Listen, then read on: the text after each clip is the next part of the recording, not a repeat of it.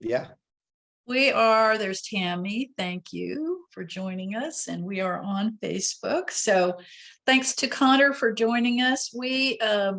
Part of my work starting last year with Atlanta Grade School Friends was updating all the websites and some of the basic communications technology. And one of the things I did was update the listing on the Preservation Texas Most Endangered list. And Good. we created a new website and we got it all set up and kind of just tweaked Facebook a tiny bit. It was already going great, but we started a YouTube channel, which everybody should visit. It's really been a great addition that tells our story and just kind of modernizing. But anyway, I literally did contact City of Atlanta and confirmed our physical address, which actually was different than the one we were promoting.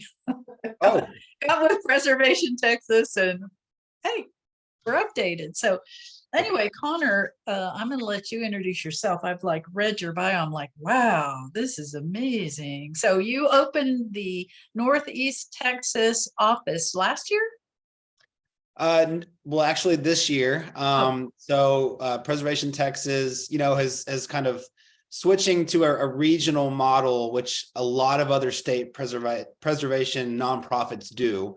And it makes more sense for Texas. Texas is a huge state, as we all know, and you just can't have everyone in Austin trying to do everything everywhere. So it just makes more sense to break it up. So we have 7 different regions. Last year, we opened our Central Texas office when we hired Sam Hunnick.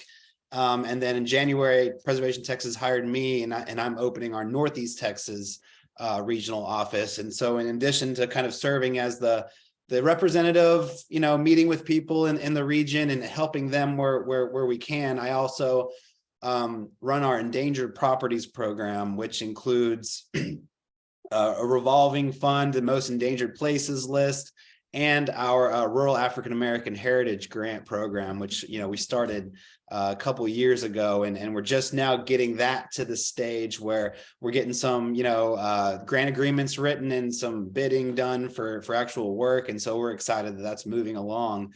And that's what I was doing yesterday. We had a big orientation for all of our grant recipients, just to kind of explain the nuts and bolts of the program. And we had the National Park Service there and the THC there, and it was great.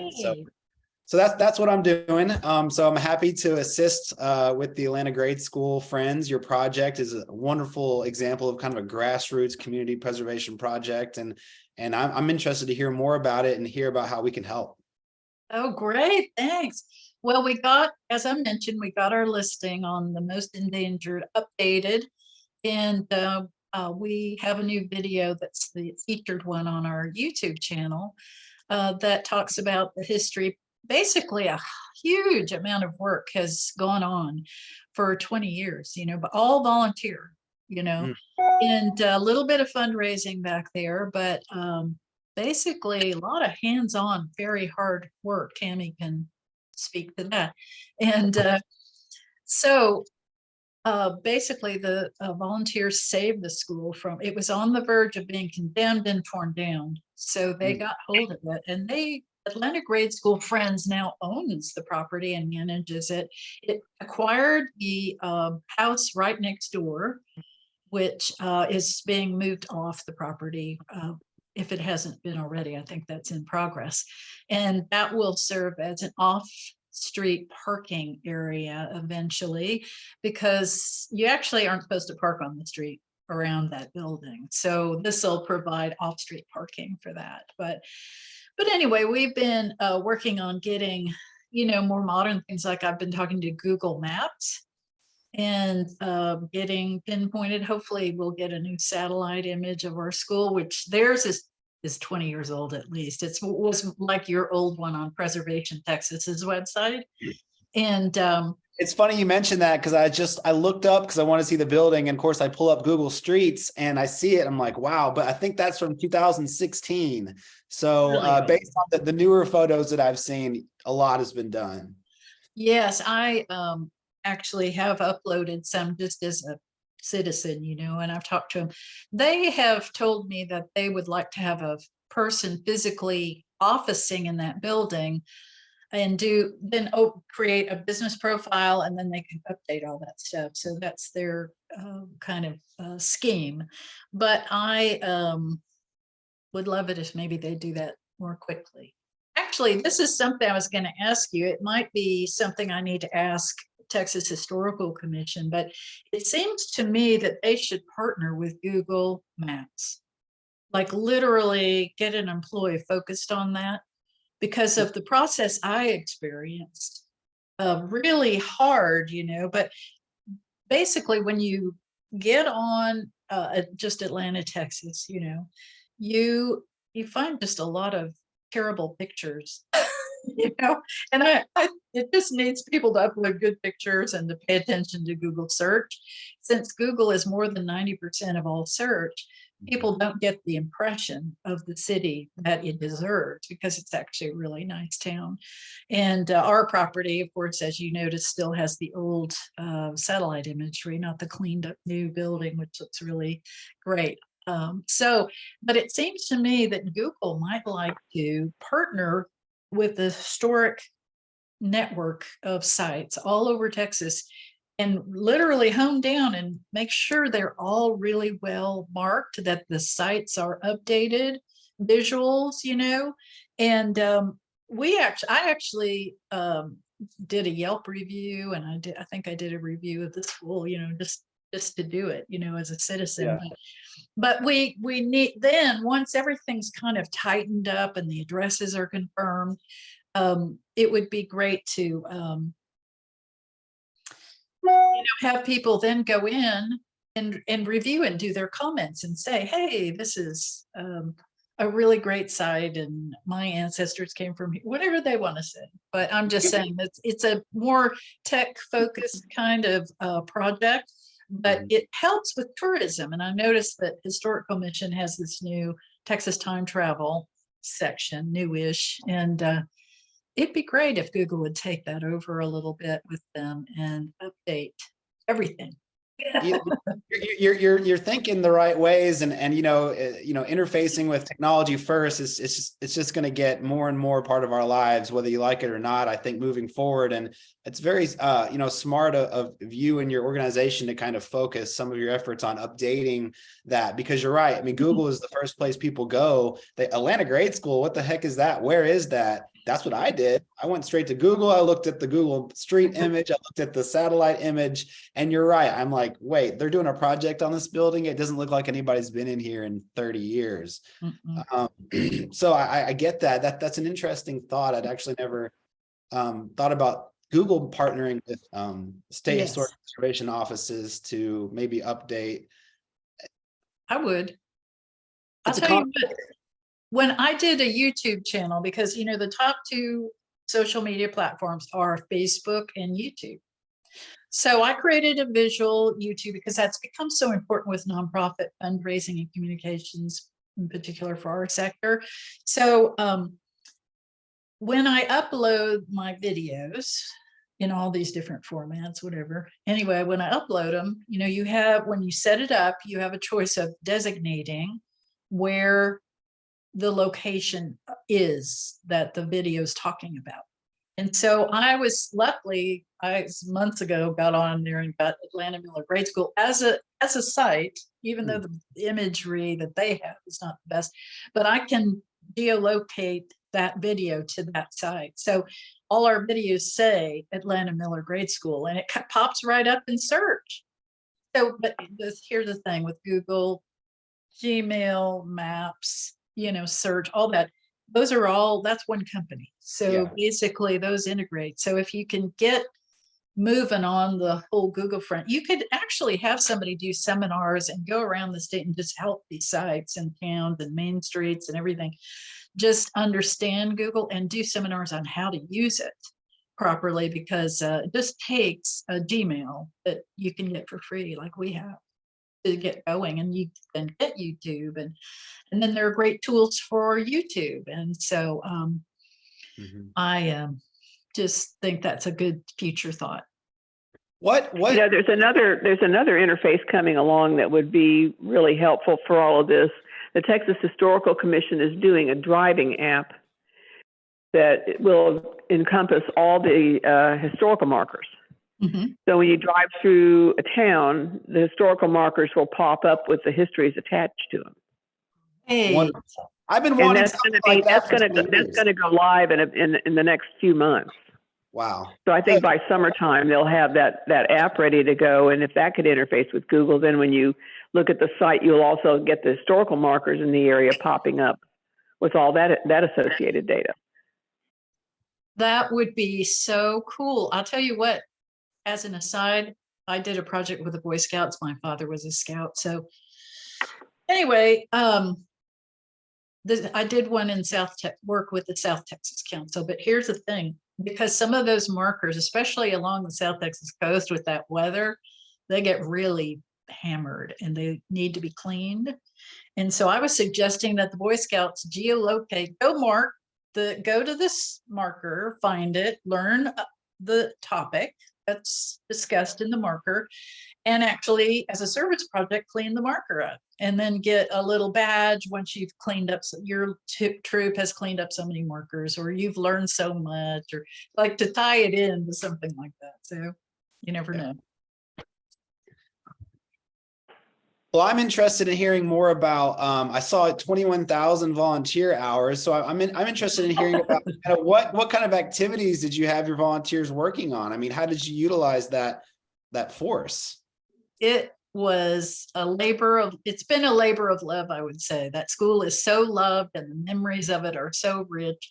Tammy, I don't know if you can speak to that, but just how great the volunteers are. And, I've been learning about it. If you look on our YouTube channel, you kind of get a picture of that with that featured video right now, but it's pretty amazing.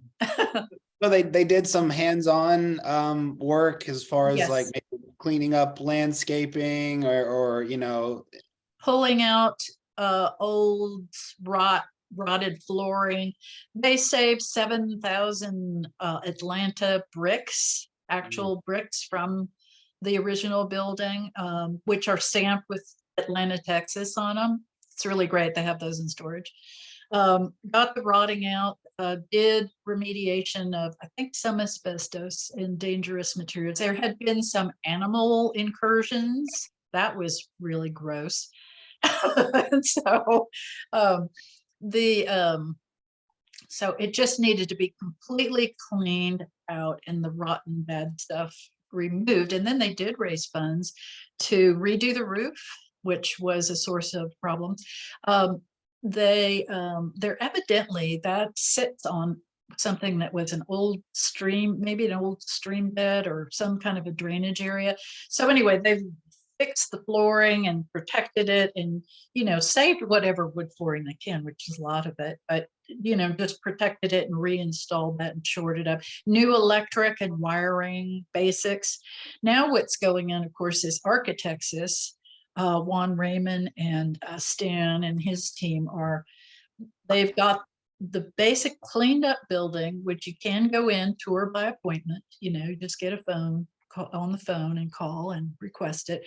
And then now they're looking at the restoration, the windows. We have these huge, beautiful windows, and there's a lot of natural light. There's, the restrooms, for it to be useful, need to be redone. So Architectus is in charge. I think that Jane Cook Barnhill and the team choosing Architectus was so smart, because they will get it done and they'll get it done correctly. And they understand the state and federal tax incentive situation. So they're helping us with that. And Tony is working on our national register application now with Ron Raymond. So Architectus is part of that process. He's done the legwork though.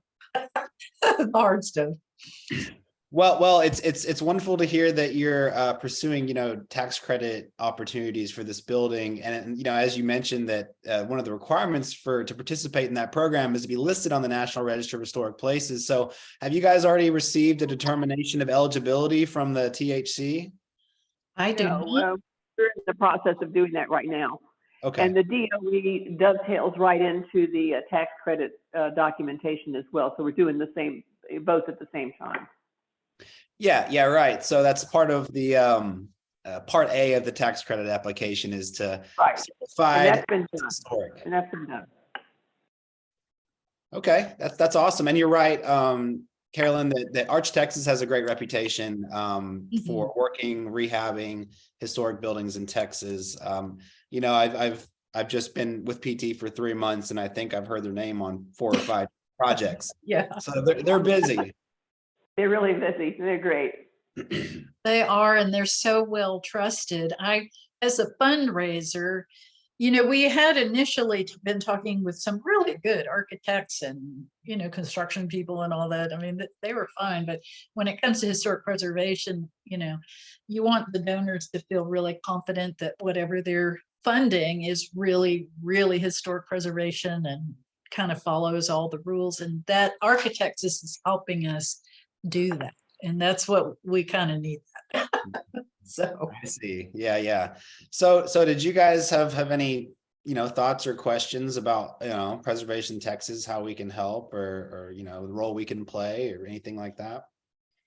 well, I think myself is just, you know, it looks like you, first of all, we have Cass County is ably represented on your board with Sue, is it Lazarus? And so we have actually reached out. We have she and Gary Ensley of our board. She's on your board, and that we've reached out to communicate about various issues. So Okay. there'll be some things that come of that relationship, I Good. think, in those dialogues. But basically, in terms of funding, I'm like researching prospects and doing what I've done for years and years. But you know, keeping an eye out for people who might be potential funders and investors. And, you know, I would just, you know, grant programs, you know, any of it. Right now, you know, you saw Wise County burn down. The Wise County Courthouse burned down. And just recently, and before that, I think there was a historic home in Tyler that was being restored that burned. So Yes. one of the things we're doing right now, and Architects is monitoring that with us, and that is installing a sprinkler system. We have some Okay. reserve funds and some donations toward that. Summerlee Foundation helped us. So before we begin even restoring that building, we're going to have to install that sprinkler system and make sure our property doesn't, you know, burn down. Absolutely. Yeah.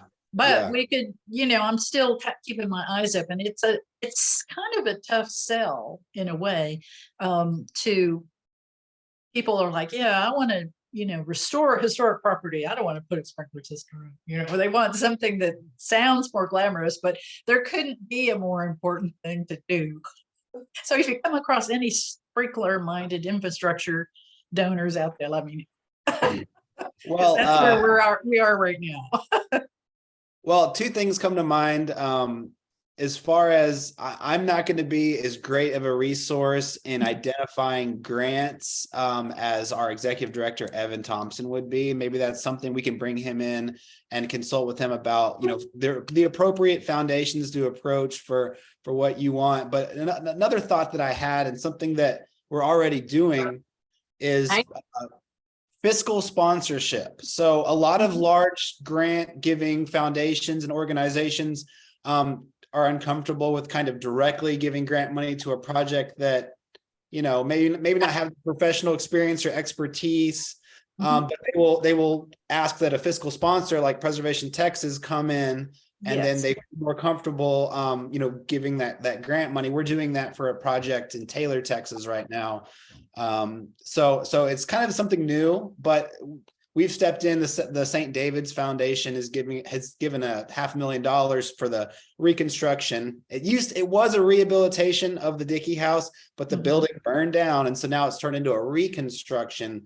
But they didn't feel comfortable, you know, just giving that nonprofit $500,000. Yes. So they wanted Preservation Texas to be a fiscal sponsor, and we're kind of overseeing, you know, architectural services and construction, and some of that grant management aspects of it. So my thought is, you know, maybe if we talk to some larger donors in the future or foundations, maybe Preservation Texas could be a fiscal sponsor for one of those grants.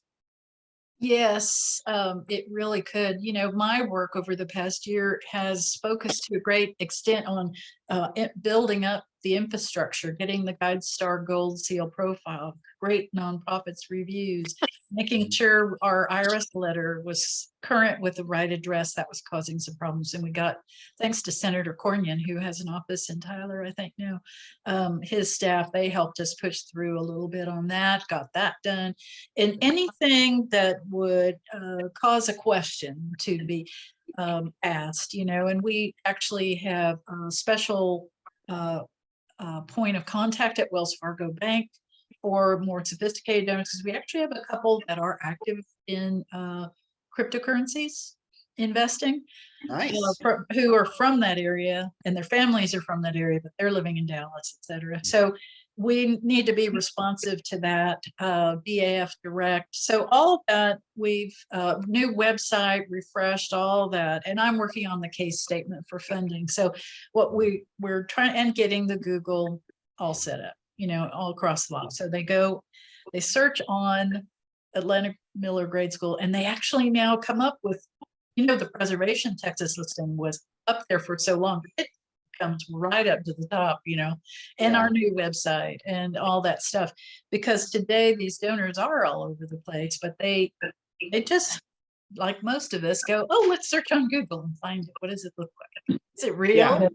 Yeah, so we're working on your search engine optimization, right? So that you're Oh, kind of pop up first. That you're right. That's all very important. That's great. yes, and that's why I say maybe you'd like to partner with, you all could orchestrate a partnership with Google. It's a, you know, it really, the Texas Historic Commission is doing such great work, and it does seem that um, that, you know, you could bring Google into that, modernize, and that would help everybody, from the communications to finding, getting directions to fundraising, you know, and inspiring confidence in people in giving to these great projects. Yeah, that's definitely something to think about. Well, you know, we're organizing a preservation summit for Northeast Texas. That's going to take place on September 7th in Tyler. You know, we haven't got all the details worked out. We know it's going to be at the Tyler Rose Garden Center, which is just a Oh, wonderful location. wow. Nice. And you know, it's kind of a historic area as well. We're going to try and tour one or two projects that are wonderful success stories of adaptive reuse of historic buildings. That might be part of that. You know, so we definitely want to extend the invitation to your group and other groups in the region to attend that.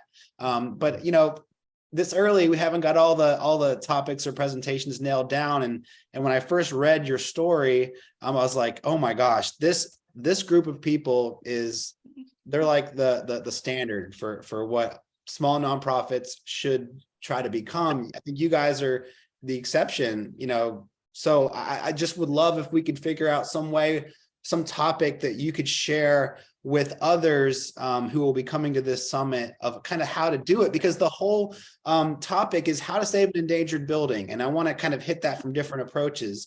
So that's something that maybe we could talk about more in the future, but I'd love to have your organization represented there. And perhaps, I mean, I could just think of a list of things you guys could speak on. Yeah. This group definitely has been in the trenches working. They totally get it about what works and what doesn't. And they also get that this place matters, you know, sentiment. They totally are there. They get it, and they are so heartfelt about it. It makes them so nice to work with. But I would say Danny Stanley for sure. He Lenny knows Spivey's the right there in Tyler. Pardon? Carolyn, Lenny Spivey's right there in Tyler. And Lenny Spivey and Jane Cook of Barnhill are the ones who actually got this whole nonprofit started and got everybody organized and motivated. So Okay. yes, I forgot that she's there. So it, you know, there are so many things. Actually, at the Real Places conference, to some degree, we had focused on the tech and how we were upgrading our infrastructure to be more attractive to philanthropists and partners like Preservation Texas and everybody, you know, kind of that synergy. So But we could build on that and have more of the, how it got started, how we actually literally saved it. Those are the volunteers, Lenny and Jane and Danny. And I can talk about, of course, I've been on board just a year, and I can explain all the infrastructure work and the work with Google and the work with, GuideStar and, the IRS letter, all the things you need so that people don't ask questions. That's one thing, everybody they have a historic site, they love it, and they just think everybody else in the world will love it too. But not today.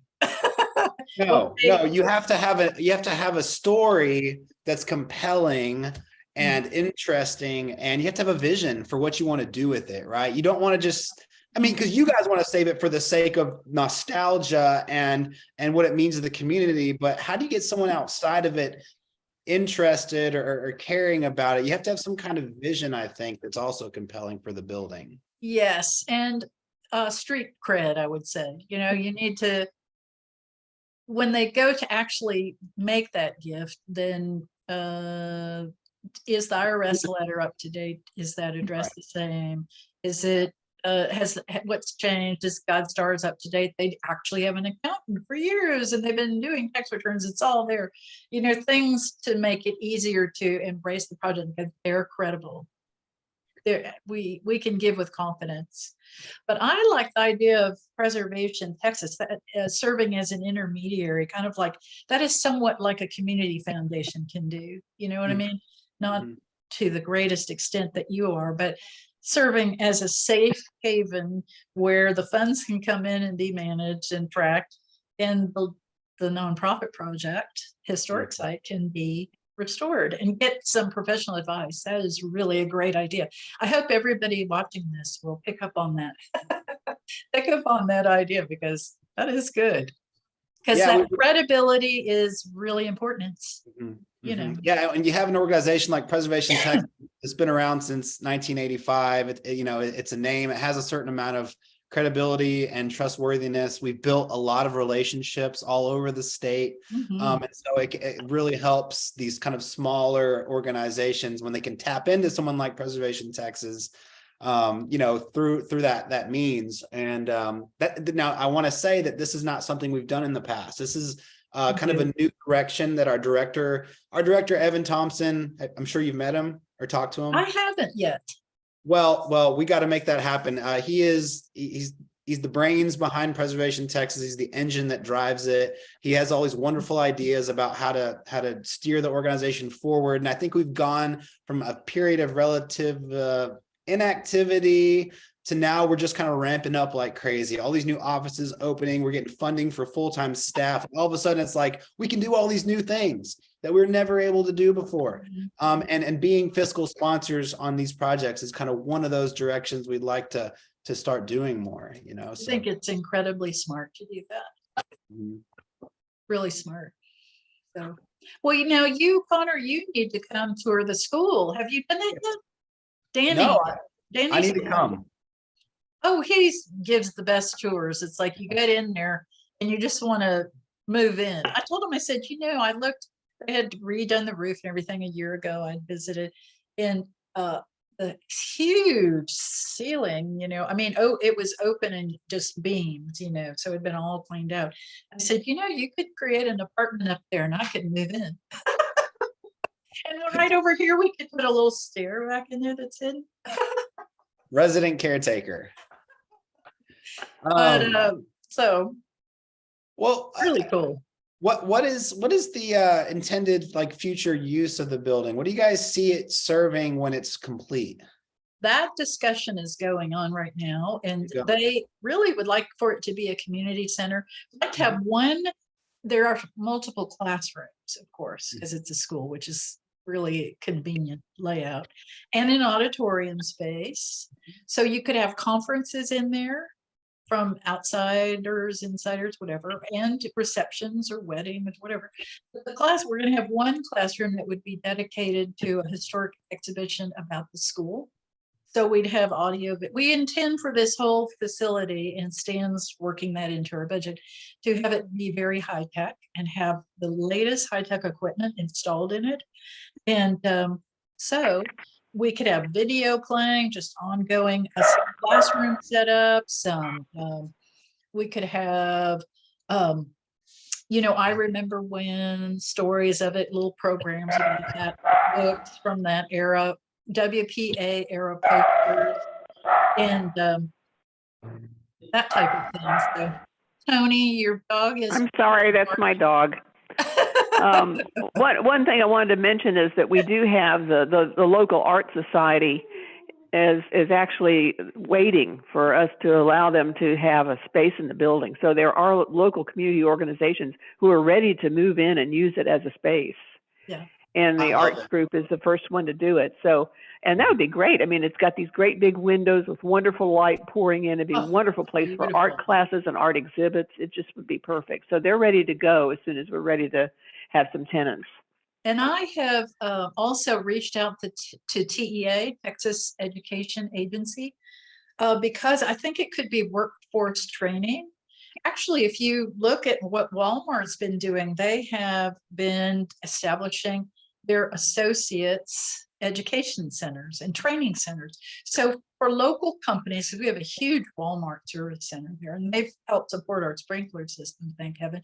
But that could be something. Also, digital inclusion, teaching, how do you do business services are a field of endeavor, jobs in the future are going to be relying on that. So could we have a little Microsoft training center in there? Could we have solar installer training, emergency manager training? So I think the Chamber of Commerce could meet in there, and they actually have talked about that too. So I think it's kind of what Danny Stanley is working on, is sort of a visioning. They need a sustainability feature beyond restoration plan. So that's being talked about now. Well, I was going to say, that's all very wonderful. I mean, you're getting me excited about all the different ways this building can be useful in the future. And honestly, that's why I got into preservation. Is adaptive reuse is my favorite thing. I love to see an old building repurposed for a new need and given life again, and to contribute to the community that it's in. I tend to shy away from like museums and things like that. We have a lot of museums. I think you could have a space set aside to tell the story, maybe in one small room or one area, but the majority of the building needs to be, meaningful to today's needs and functions. But I was going to also say it's a great idea to get that vision kind of nailed out sooner, and then you can start leveraging those uses to get funds to finish it out. So if you're thinking it can be used for adult education, contact those state organizations or agencies and saying, hey, if you can help us finish this out, we can make this available for, if it fits their mission, they'd love to fund it. So leverage those final uses and outcomes to get funding to source that. So that's something that you should, I think you guys are aware of and that you're doing. We are. Well, I put the TEA contact for East Texas on our email list. And we've just started doing monthly emails last year. So that's coming along really well. And I agree. We want there to be a historic exhibit, because the school and the heart of that town is in that school. But you're right, there's all these other classrooms, there's the auditorium, there's all that great natural light. So we just need to, and of course, if we do technology to serve these new purposes, that wiring has to go in before we restore it pretty much. Yes. So we're going to have to outfit it and make sure. So Stan Graves knows that at Architexas. So I think it's really very exciting. And I agree with you. Adaptive reuse is great. And, we'll see what happens, but I think we're on the right path. People love to live and work in old buildings. They just do. There's a certain feeling, authenticity and charm in old buildings that you just can't is not replicated in new construction and new materials and new building methods. It's just not found there. And so, you know, and also another thing is, I'm just going to bring in some of my past experience. So I lived for several years in Bloomington, Indiana. Mhm. You know, it's the home of Indiana University, go Hoosiers. And that town has done such a phenomenal job of using their historic buildings to not only attract people to the town, but to provide affordable space for small businesses to operate out of. Mhm. To provide, so they just the city helped rehabilitate an old sawmill. So the whole downtown industrial complex defunct, all the industry moved out 30, 40 years ago. It become derelict. It was an eyesore, and the city pumped a bunch of money. They turned the old railroad into a trail. So the Rails to Trails movement. So you have this beautiful multimodal path flowing through the heart of the city that people can hop in and get onto from the core area historic neighborhoods. Then they took the old furniture factory, turned it into City Hall. Then they took the old sawmill and turned it into a kind of a tech startup space. They called it the Ooh, cool. Dimension Mill, and it is thriving now. And it's such a wonderful example of, you know, it takes a little bit to get it started. It takes a little bit of resources from the city, from the state, from the county. But once you get that ball rolling, you can't stop it. And everyone wants to live there and everyone wants to work there. Mhm. Yes, I like the idea of the workspaces for sure. Yeah. Here in Austin, of course, there's a lot of, you know, like WeWork and places where you could just have your own little spot. And there's a couple of historic buildings where people have owned them. I mean, they're sort of mid-century modern, I would say, and they've like created offices and they're renting out space and they are making a lot of money on Yes. it. And these people like being in them, you know, they love it. So Yeah. it's a great concept. It's something you guys have to think about, is like, how does this building remain sustainable in the future? How are you going to keep funding for it? You know, I mean, Mhm. if it's not owned by the government, then it's got to find a way to keep getting funding every single year to keep the lights on and keep the grass mowed and everything like that. So I think creating or dedicating parts of that building to places where they can be rented or used by members of the community or small businesses is a great idea too. Yeah, in our budgeting, like right now, Stan and Architectus and Juan Raymond are helping us figure out the cost so we can actually then have a real budget. We have a kind of a case statement done. We just have to put that budget in and a real thing. And I said in that, we might want to have a first employee hired and covered 3 years of their costs till they get kind of on the ground, and you know, somebody who can keep the newsletter going and welcome visitors and make sure anybody who rents a space cleans it up and, you know, just follows the rules, you know, Yeah, at somebody some else has to stage, watch it and protect it. you're going to have to hand the baton at some stage from all volunteer to starting small, maybe one part-time employee, and work your way up. Definitely. Yeah, that's Yeah, I part of it. suggested that. And also I suggested developing a planned giving program, because I will say this school is so beloved and there's so many wonderful memories. But if we could just start encouraging people to put the school in their will and just, you know, as a charity, and then build from that an endowment, and then Yes. that is invested permanently, and then we receive the income every year. So we just start stockpiling basically at Wells Fargo or wherever it is, and have that source of income too through investment. So that's all being considered as well. But I think there's so much potential. It's just mind-boggling. But anyway, There's a we lot have of to- ways.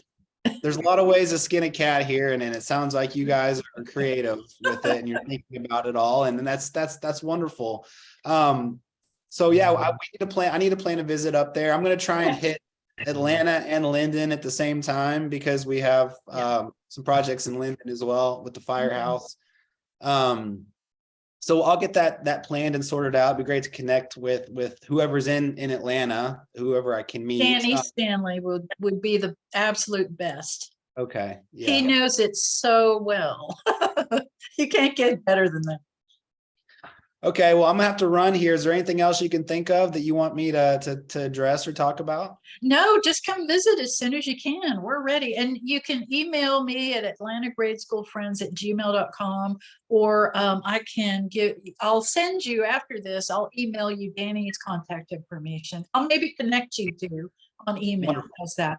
And Yeah. then say Connor needs to come visit and just be aware, and you can have a dialogue like that. Yeah, absolutely. And then we'll talk more about maybe how you guys can help us at our preservation summit in September. One thing we like to do is talk about what we're doing. Let So, everybody know. Mhm. Okay, All well, right. good. Talk to you Thanks, later. Connor. Thanks, everyone. Thanks, Thank you, everybody. everybody. It's great to meet you. Bye.